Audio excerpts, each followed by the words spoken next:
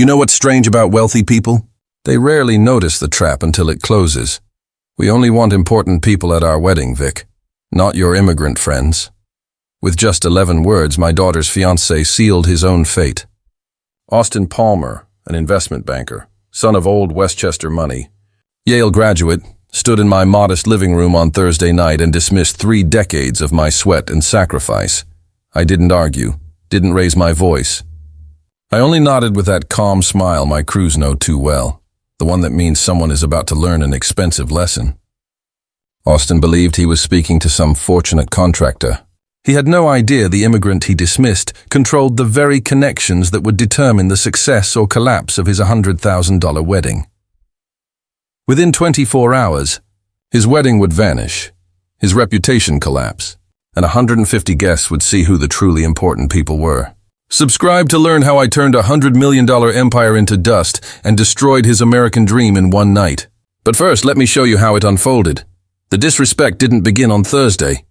It had been simmering for months, cutting me down one remark at a time.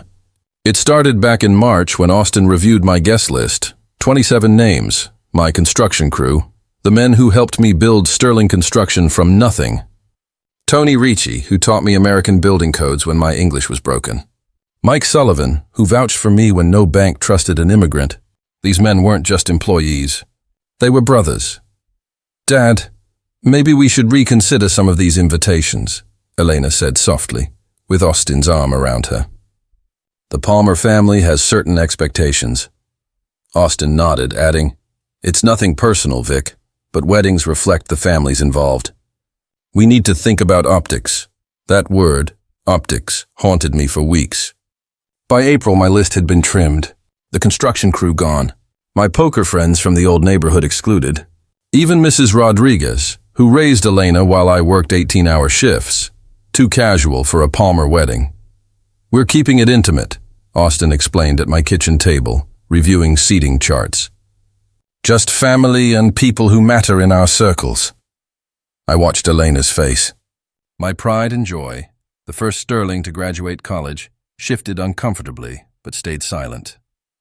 Love blinds, I told myself. She'll see in time, but it only worsened. In May, Austin suggested I upgrade my wardrobe for wedding events.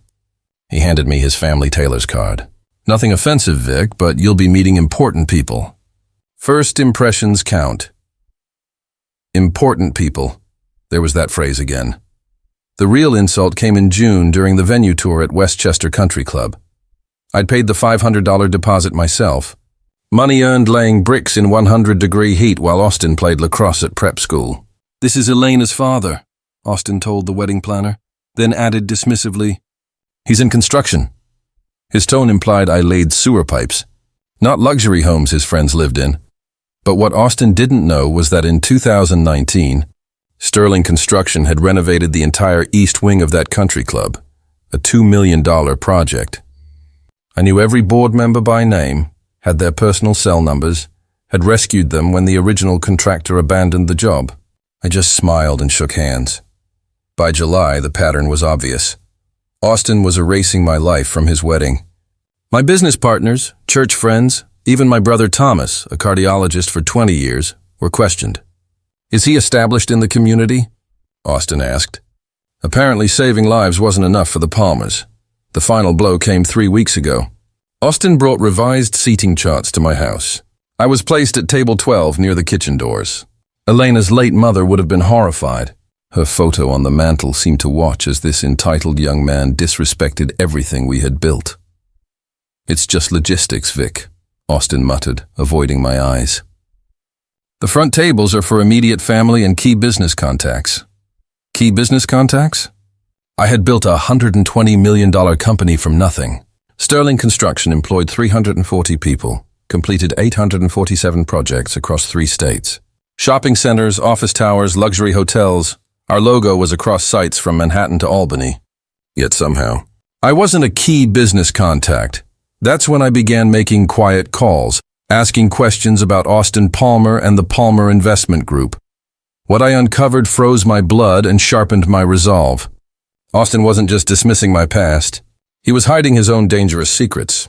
The Palmer Investment Group managed $800 million in client assets, Impressive numbers. Yet my private investigator, the same one I relied on for employee background checks, uncovered troubling details. Client funds unaccounted for, unexplained transfers, and gambling debts exceeding $400,000 owed to Atlantic City casinos.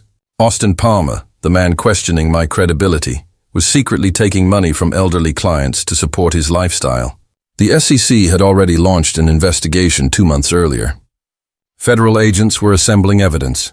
His perfect wedding was scheduled just weeks before his entire world would collapse, but he didn't realize that I already knew. He believed he was marrying into wealth, my wealth, to escape his problems.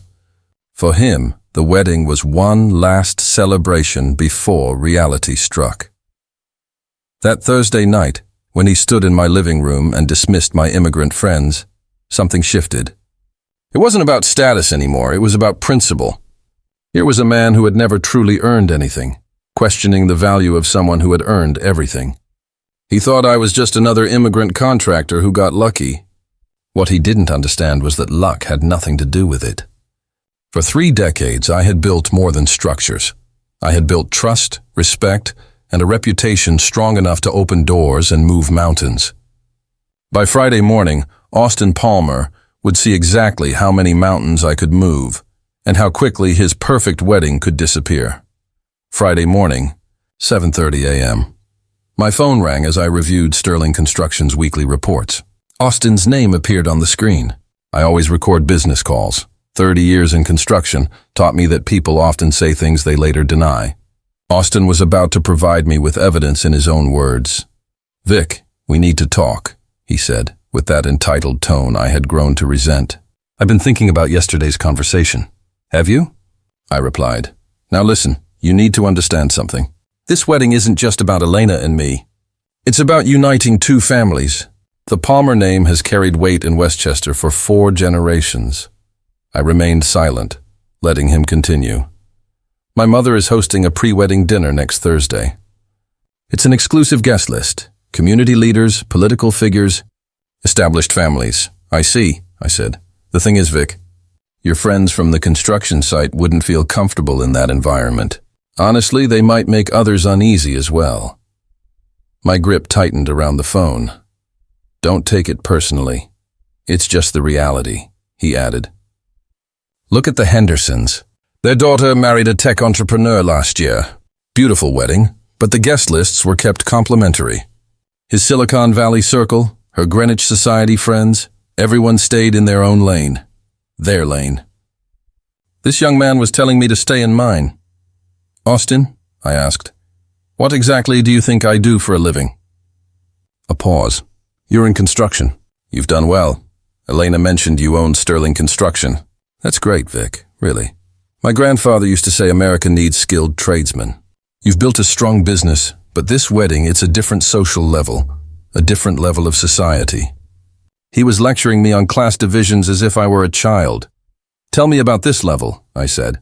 "Well, there are my father's law partners, federal judges. The Whitman family, they own the largest bank in the county.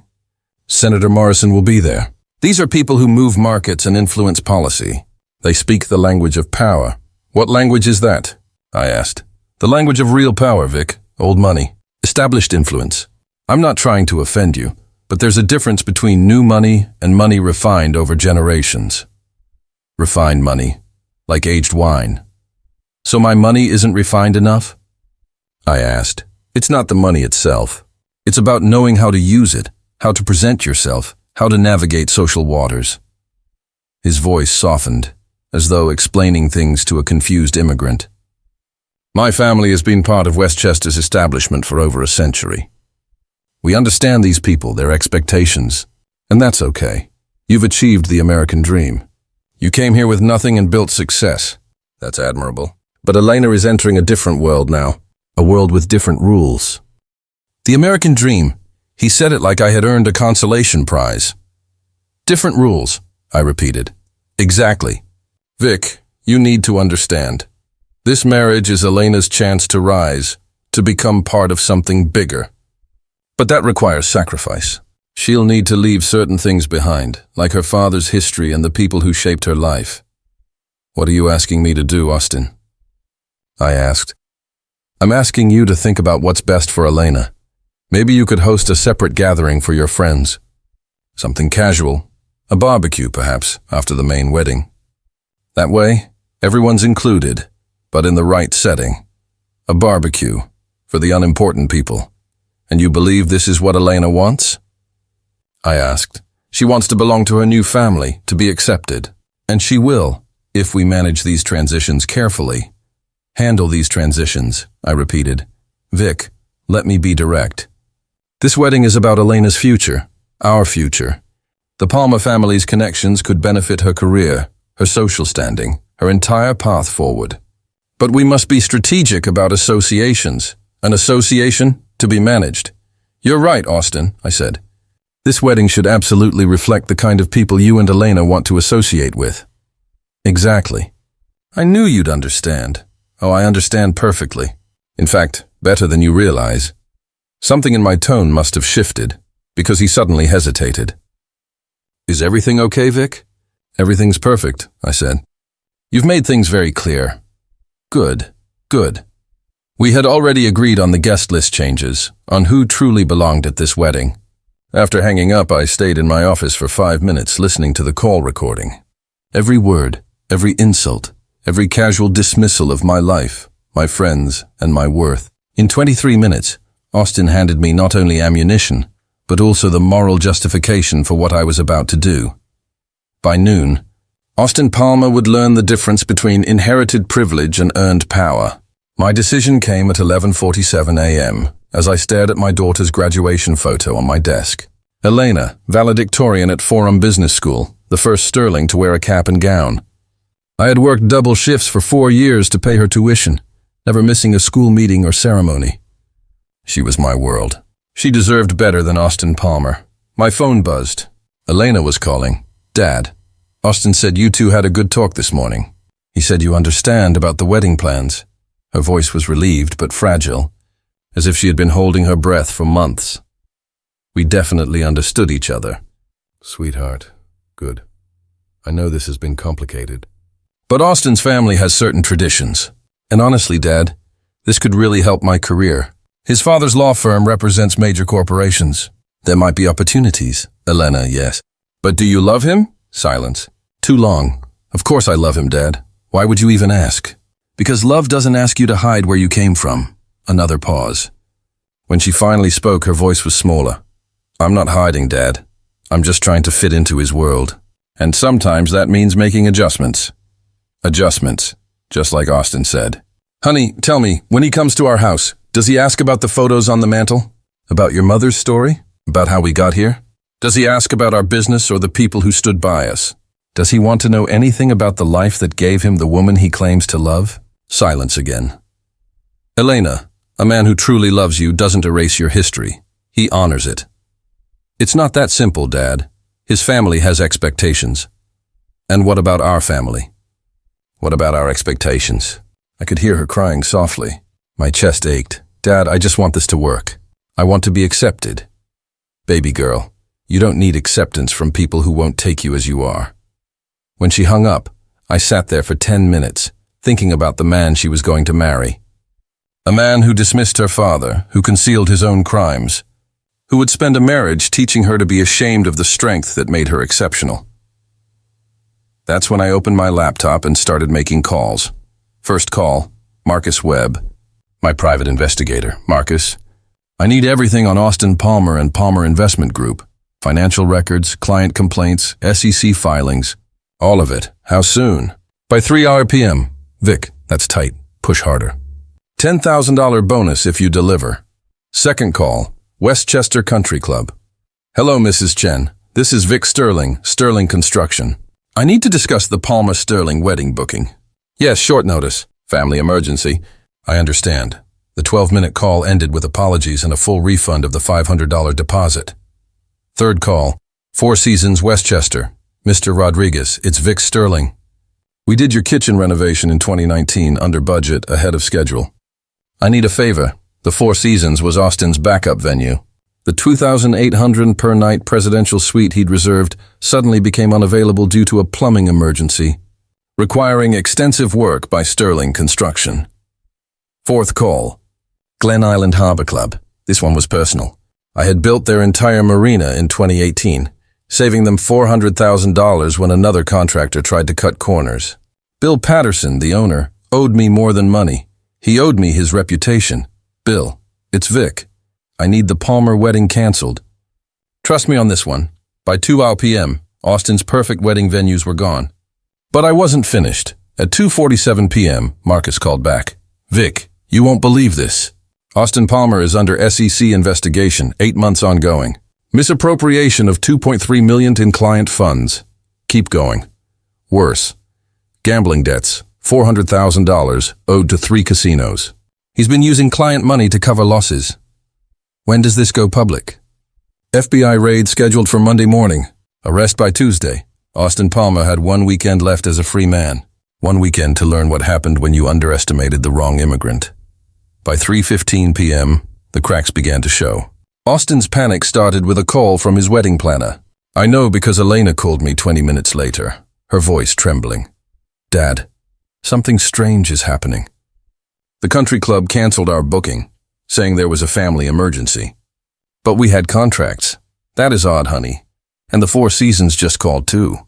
Plumbing problems in the suite, refund on the deposit. Austin is freaking out. He's calling everyone, but everything decent is booked months in advance. I'm sure he'll figure something out. What Austin didn't know, what no one knew but me, was how deep. Sterling Construction's roots ran in Westchester County. We hadn't just built buildings. We had built the foundation of the community's social life. At 3:45 p.m., my phone rang. Glen Island Harbor Club. Mr. Sterling, this is Jennifer. I wanted to personally apologize for the Palmer wedding cancellation. Mr. Patterson explained there were family circumstances. I appreciate the call. Jennifer, we're refunding the full $15,000 deposit, of course. And Mr. Patterson once told me, if you ever need anything, just call. Bill Patterson valued loyalty. Back in 2018, when his marina project faced permitting delays, I personally carried the plans through City Hall, used old connections, and cleared the way. The Harbor Club opened on schedule because of relationships I had cultivated for decades. At 4:20 p.m., Elena called again. This time she sounded shaken. Dad, 3 more venues just canceled. The Rye Golf Club, Sleepy Hollow Country Club, even the Maritime Aquarium in Norwalk. They gave different reasons, but Austin thinks this isn't a coincidence. He was right. It wasn't. It was leverage at work, Rye Golf Club. Sterling Construction built their clubhouse in 2020. The project manager still sends me holiday cards. Sleepy Hollow. We rebuilt their pro shop after the 2019 flood, saving them $200,000 while keeping their tournament schedule intact. Maritime Aquarium. We installed their new HVAC system. Their curator's daughter works in my accounting department. Dad, Elena whispered, Austin thinks someone is sabotaging us. He's considering hiring a private investigator. That feels unnecessary, honey, is it? He even asked me today if you had ties to these venues. And what did you tell him? That you're just a construction contractor. That you couldn't have that kind of influence. Just a contractor. Even my own daughter had started believing Austin's story. Elena, let me ask you this. How many projects do you think Sterling Construction has completed in 30 years? I don't know, dozens? 847, shopping centers, offices, restaurants, hotels, clubs, homes. We've employed over 600 people, worked with every supplier between here and Albany.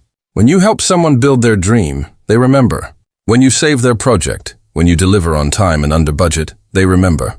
When you employ their family, sponsor their kids' teams, they remember. Dad, what are you saying? I'm saying Austin doesn't understand what 30 years of honest work creates. At 5:30 p.m., Austin called me directly. His voice was steady, but the panic was clear. Vic, I need to ask you something, straight. Do you have connections with these venues? I've done work for many clients over the years. Why? Because 7 venues canceled today, 7. That doesn't just happen. That is unusual. Vic, are you interfering with my wedding? The question hung there. Austin Palmer, the same man who told me I wasn't important, now believed I had the power to unravel his big day. Austin, yesterday you said I didn't understand influential people.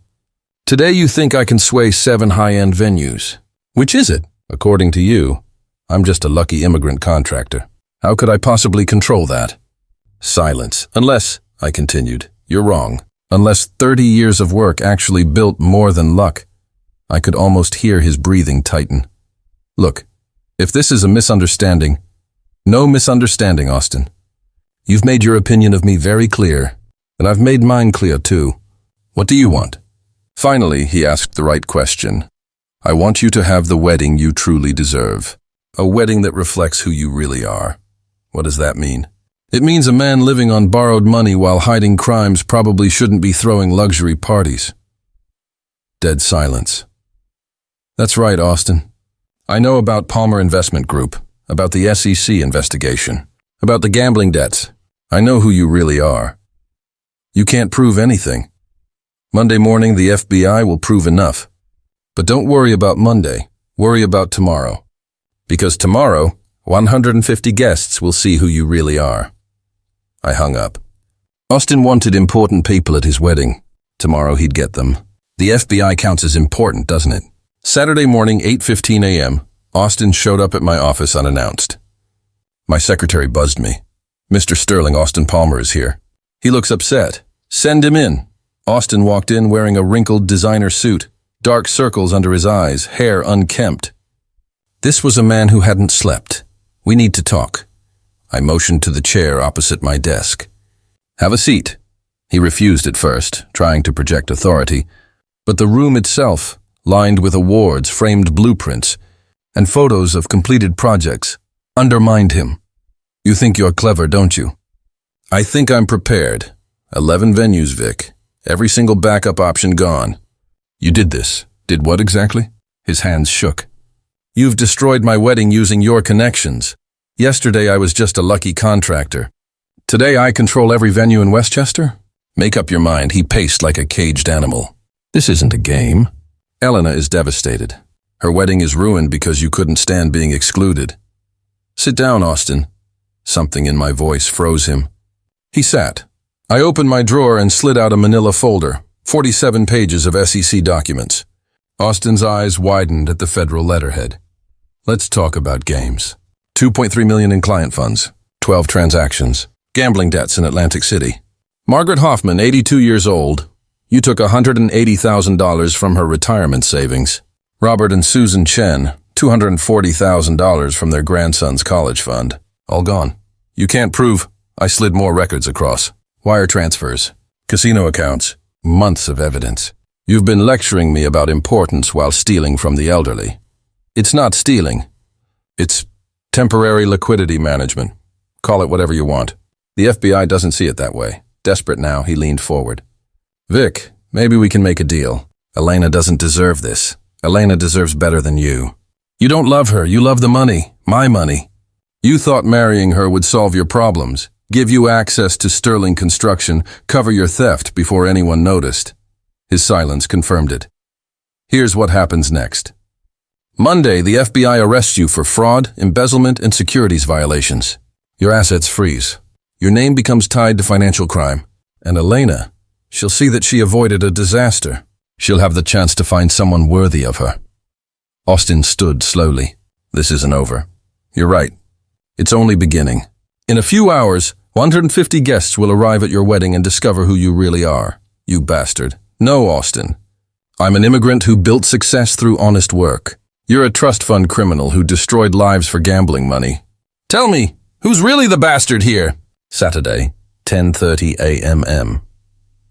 Austin Palmer had played his final desperate hand. I was sipping coffee when Elena called, her voice tight with anxiety. Dad, have you seen Austin's Instagram?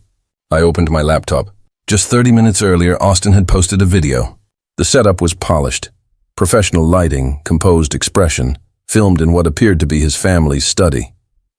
A carefully staged display of old wealth. My friends, I need to address troubling developments regarding my wedding today. It has come to my attention that certain individuals have engaged in unethical practices to disrupt a private family celebration. Intimidation and coercion will not be tolerated. The Palmer family has served this community for 4 generations. We will not be bullied by those who confuse wealth with class. The comments section was already flooded. Family friends expressing anger, social connections showing support, the Westchester elite rallying behind him. Austin leaned heavily on social hierarchy. Even while under federal investigation, Elena was in tears. Dad, it's spreading fast. His friends, his family's connections, they're saying awful things about immigrants, about new money. They claim we don't understand American values. From a man accused of stealing $2.3 million from elderly clients. The comments are getting worse. Someone posted pictures of our house, mocking it as immigrant gaudy. They're calling us jealous of old American families. As I scrolled, I saw Margaret Palmer, Austin's mother, share the post with her own statement. Some people never learn their place in society. No matter how much wealth they gain, their place in society. And then something caught my attention. Senator Morrison had liked the post. The same senator who had praised Sterling Construction at ribbon cuttings, celebrating our contributions to the community. At 11 a.m., my phone rang. Bill Patterson from Glen Island Harbor Club.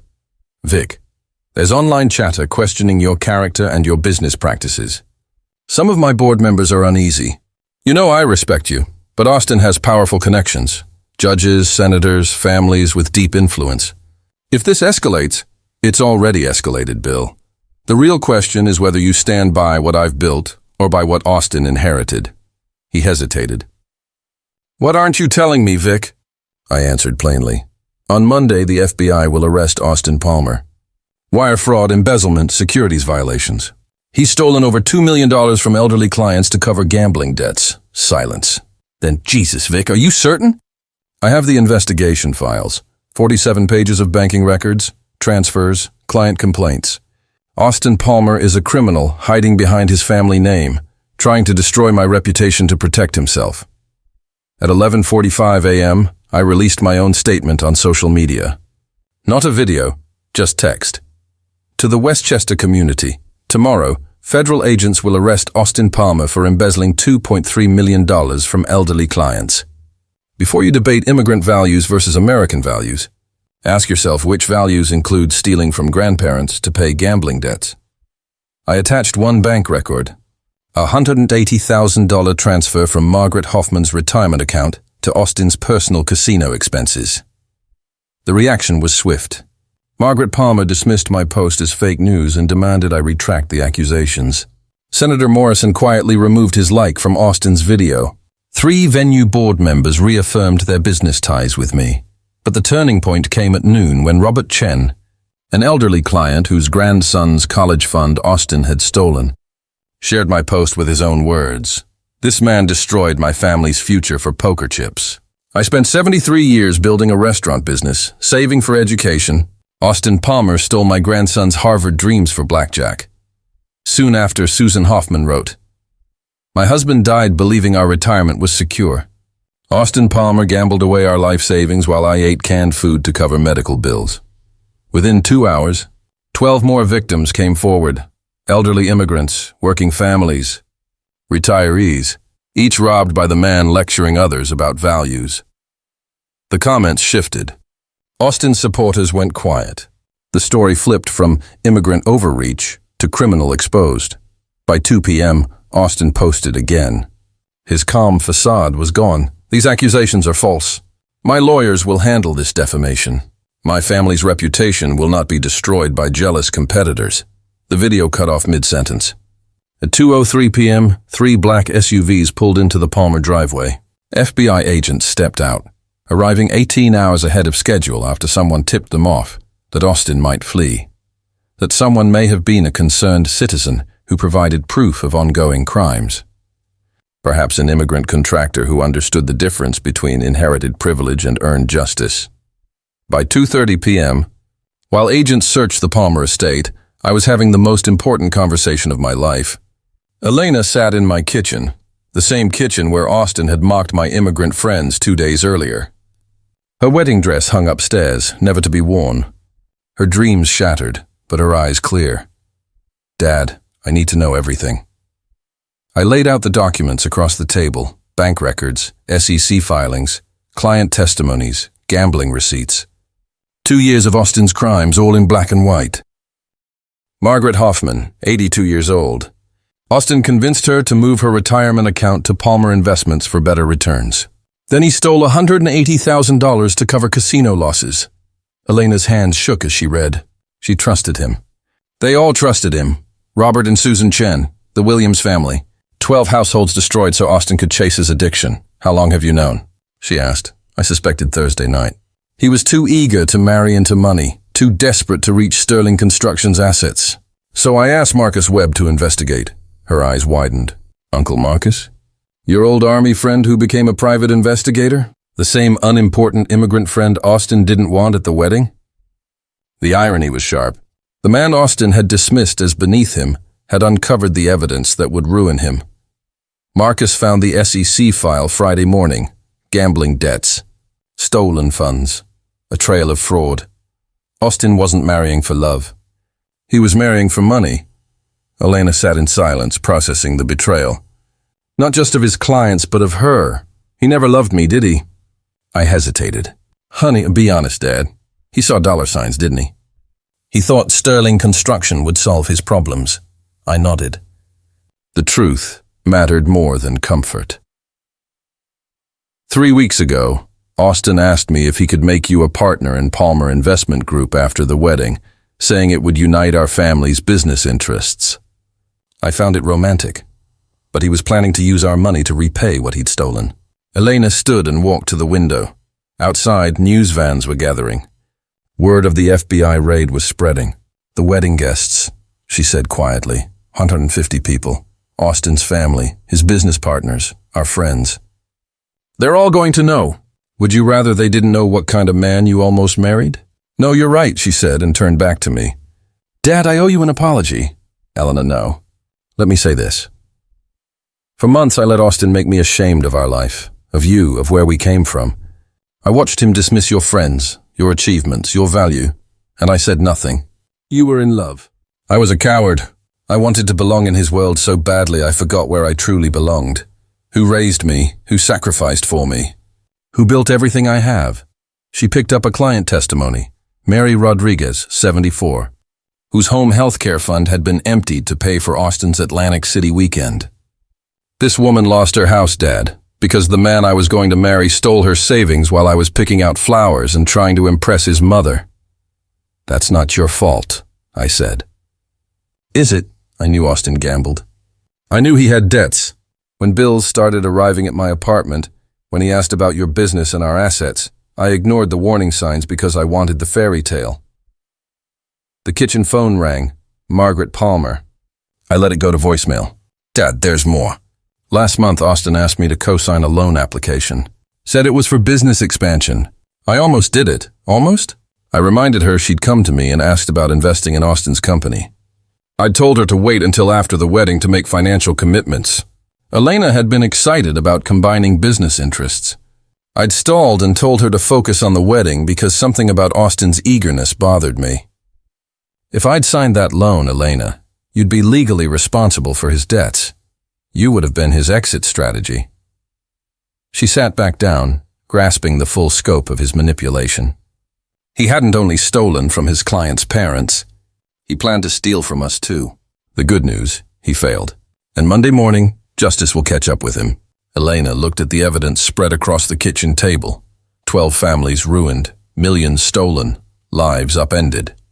Dad, I want to do something for these families, Mrs. Hoffman, the Chens, all of them. Sterling Construction should help. That's when I knew my daughter would be okay. Saturday, 4:00 p.m. The Sterling estate buzzed with tension and confusion. Elena had made a choice. The wedding was cancelled, but the gathering would continue. 150 guests had arrived, and they deserved the truth. Elena stood on the back patio in her wedding dress without a veil. The Hudson River glittered behind her as she addressed the crowd. I know you're confused about the last-minute changes. I want to explain. I watched from the kitchen window as people gathered on the lawn. Austin's family sat in the front row. Margaret Palmer, pale and furious, flanked by federal judges and old Westchester families. My construction crew stood at the back, out of place in borrowed suits, but loyal. Senator Morrison looked nervous as FBI agents took discreet positions around the property. Elena's voice carried, "This morning I learned something about the man I was going to marry.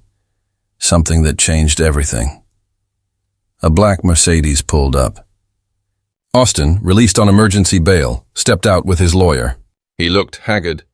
His suit wrinkled from processing. He'd posted a $500,000 bond likely paid with victims' money. "Elena, what are you doing?" Austin pushed through the crowd. "Telling the truth," she answered. He reached the patio, his lawyer whispering. "This is a private family matter," Elena continued. "Austin Palmer stole $2.3 million from elderly clients to fund his gambling." The crowd fell silent. You could hear the river against the dock. Margaret Palmer rose. "This is outrageous. How dare you make such accusations?" "Elena, you're hysterical," Austin said. "The stress of the wedding, the venue problems." "There were no venue problems, Austin," she replied. "My father canceled every booking because he discovered what you really are." All eyes turned to me as I stepped onto the patio carrying the manila folder that started everything. "Mrs. Hoffman," I said, my voice clear. 82 years old, trusted Austin with her retirement account. He stole $180,000 for a weekend in Vegas. Austin's lawyer grabbed his arm. "Don't say anything," he hissed. "Robert and Susan Chen married 50 years. Their grandson's college fund, $240,000, spent on blackjack while they ate pasta to save money." I held up bank records for everyone to see. Mary Rodriguez, 74, needed home health care after a stroke. Austin emptied her medical fund. She lost her house. Senator Morrison edged toward his car. Several Palmer associates checked their phones, likely calling lawyers. Then I played a recorded call Austin made 2 days earlier, telling me he only wanted important people at the wedding and implying my immigrant friends wouldn't understand the language of real power. I connected my phone to the portable speaker. Austin went pale. His recorded voice played the insults, the casual dismissals of the life that built Sterling Construction. "This marriage is Elena's chance to elevate herself," he'd said, implying she needed to leave things behind to be accepted. Margaret Palmer's face was unreadable as the recording continued. "You know what, Mrs. Palmer?" I said, stopping the playback. "Austin was right about one thing. This marriage would have elevated Elena, from honest success to criminal accomplice." Austin finally exploded. "You sanctimonious bastard. You think you can destroy my family because we wouldn't accept your blue-collar friends? You think your construction money makes you better than 4 generations of Palmer achievement?" "No, Austin," I replied. "My honest work makes me better than your stolen money." The crowd was riveted. "You want to talk about achievement?"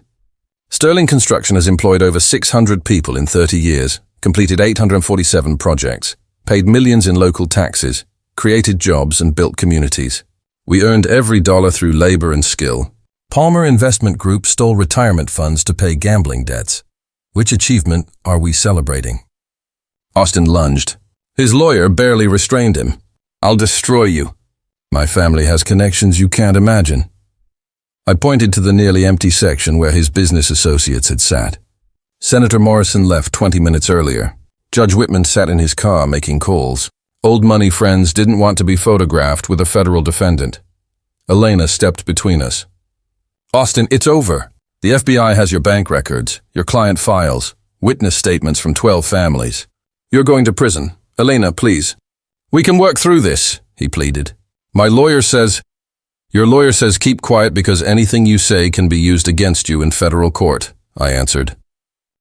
Margaret Palmer finally spoke, ice in her voice. "Elena, you're making a mistake." "Austin made poor financial decisions," I answered. "He destroyed people's lives for poker chips." "Mrs. Palmer," I added, "while you taught him social superiority, you forgot to teach him basic human decency." She bristled. "How dare you?" "How dare I what?" I asked. "Tell the truth." An FBI agent, Rodriguez, stepped forward. "I suggested he might want to witness Austin's public statements," she said.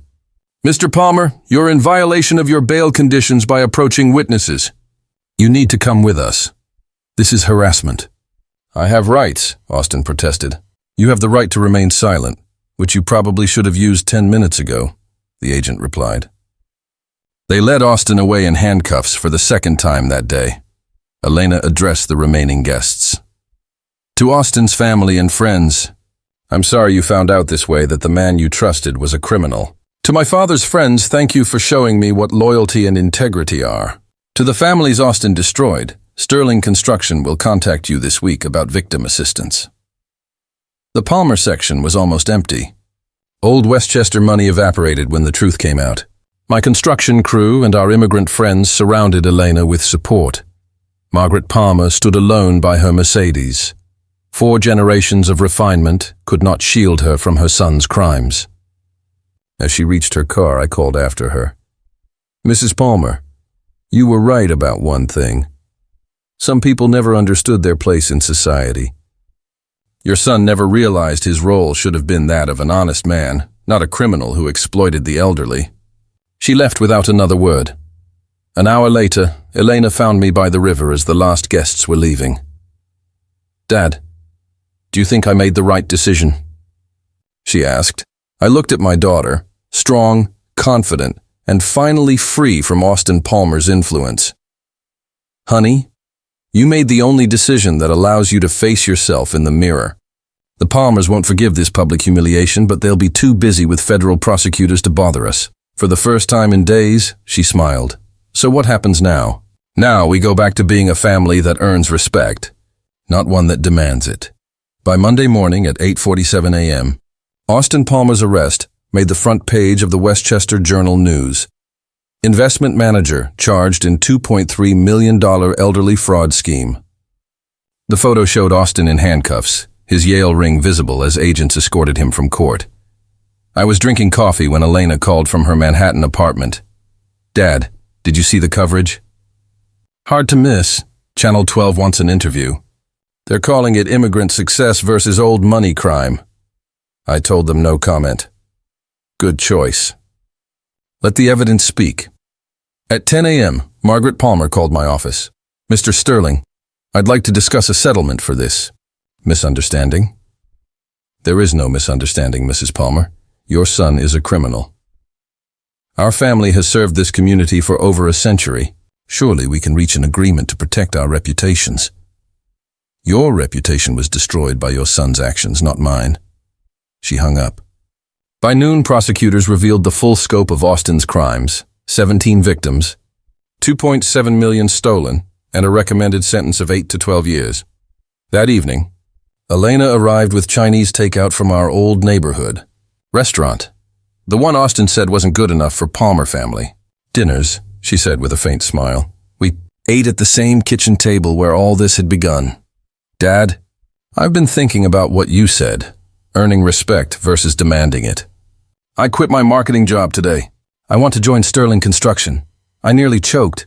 Elena, you have a business degree from Fordham. You could work anywhere. I want to work somewhere I'm proud of what we build, both literally and figuratively. 3 months later, Austin Palmer was sentenced to 9 years in federal prison, with at least 7 to serve. For the 12 families he defrauded, Sterling Construction created a victim assistance fund. We couldn't return what they had lost, but we could help restore their security. Elena officially joined the company as Director of Community Relations. Her first project, affordable housing for elderly immigrants, the very people Austin had exploited. Margaret Palmer moved to Florida, and the Palmer estate was sold. 4 generations of prestige ended by 1 generation's greed. Recently, Elena began seeing Marcus Webb's son, a public defender who advocates for the families Austin once dismissed. Sometimes the best revenge isn't revenge at all. It's living well, building with integrity, and teaching the next generation that respect is earned, one relationship at a time. The people who matter understand this truth. The rest never did.